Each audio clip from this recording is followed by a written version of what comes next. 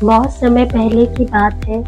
एक शांत और सुंदर गांव में एक बुद्धिमान बौद्ध भिक्षु रहते थे, जिनका नाम आनंद था। आनंद अपने ज्ञान, धैर्य और मौन के महत्व को समझाने के लिए जाने जाते थे। वे अक्सर गांव वालों को सिखाते थे कि चुप रहना कैसे हमारे जीवन में शांति और संतुलन ला सकता है। गांव में एक युवा व्यक्ति था, जिसका नाम सूरज था।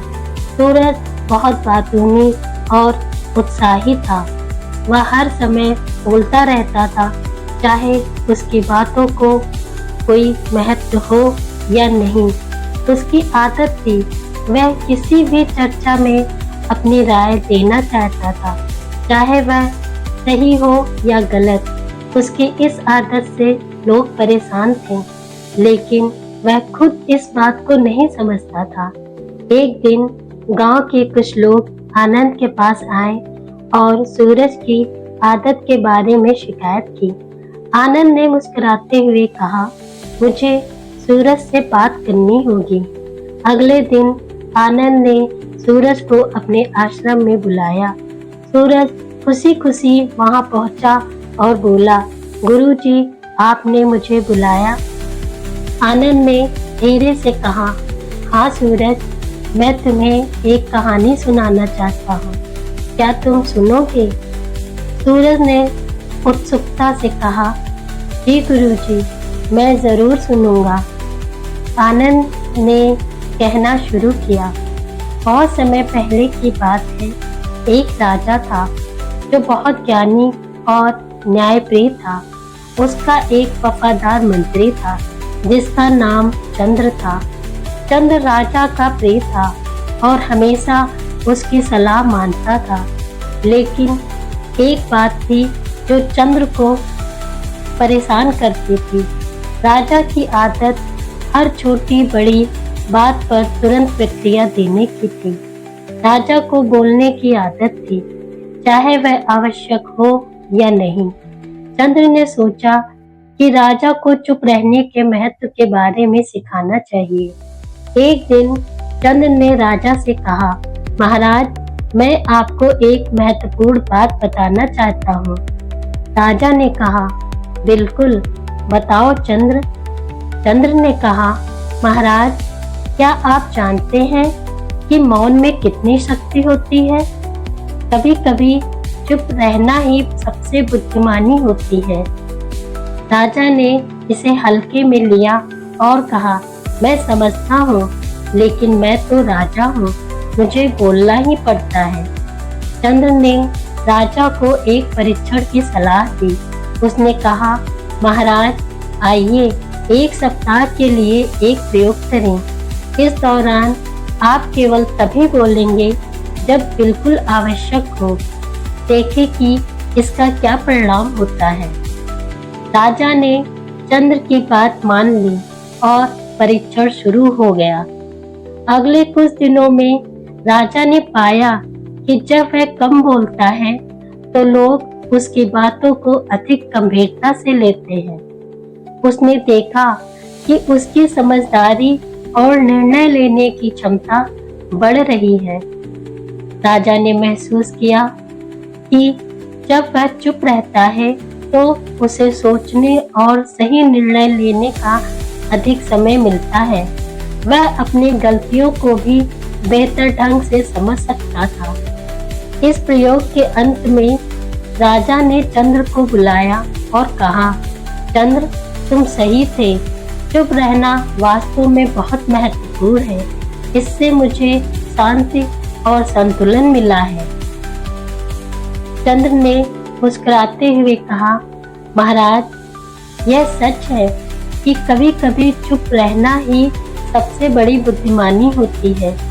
मौन में शक्ति होती है और यह हमें आत्मसंयम और समझदारी सिखाता है। सूरज ने गहराई से सोचा और फिर आनंद की ओर देखा। गुरुजी, क्या आप कहना चाहते हैं कि मुझे भी कम बोलना चाहिए और चुप रहना सीखना चाहिए? आनंद ने धैर्यपूर्वक कहा, हाँ सूरज, चुप रहने से हमें कई फायदे मिलते हैं।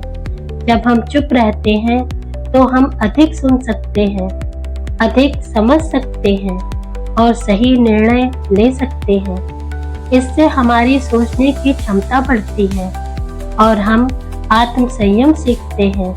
सूरज ने सोचा और फिर धीरे धीरे कहा, गुरुजी, मुझे सब समझ में आ गया। मैं अपने बोलने की आदत को सुधारने का प्रयास करूंगा और अधिक चुप रहने का अभ्यास करूंगा।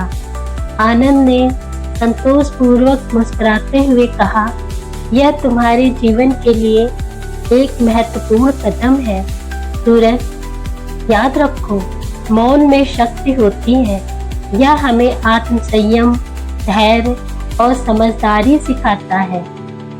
सूरज ने आनंद के पांव छूकर आशीर्वाद लिया और संकल्प किया कि अब वह अपने बोलने की आदत को सुधारने का प्रयास करेगा। उसने अपने शब्दों का सही उपयोग करने और सोच समझकर बोलने का अभ्यास शुरू किया। धीरे धीरे उसकी जिंदगी में बदलाव आने लगा। उसके संबंध सुधरने लगे और लोग उसे सम्मान और प्रेम देने लगे। आनंद ने सूरज को देखकर गर्व महसूस किया और सोचा कि अगर हर व्यक्ति चुप रहने के महत्व को समझे और इसका पालन करे तो यह दुनिया कितनी सुंदर और शांतिपूर्ण हो सकती है। चुप रहने के फायदे को पहचान कर सूरज ने अपने जीवन को सकारात्मक दिशा में बदल लिया और एक नई शुरुआत की। इस प्रकार आनंद और सूरज की कहानी ने गांव के लोगों को चुप रहने के महत्व पूर्ण शिक्षा दी। सभी ने मिलकर यह संकल्प लिया कि वे अपने शब्दों का सही प्रयोग करेंगे और मौन का पालन करेंगे। इससे गांव में शांति, समझदारी और संतुलन का वातावरण बना। कहानी की सीख। इस कहानी से हमें ये सीख मिलती है कि चुप रहने से बहुत शक्ति होती है। मौन हमें आत्म संयम, धैर्य और समझदारी सिखाता है। जब हम चुप रहते हैं तो हम अधिक सुन सकते हैं, अधिक समझ सकते हैं और सही निर्णय ले सकते हैं। इसलिए हमें मौन का महत्व समझना चाहिए और इसे अपने जीवन में अपनाना चाहिए। आपको ये कहानी कैसी लगी? कमेंट बॉक्स में जरूर बताएं। धन्यवाद।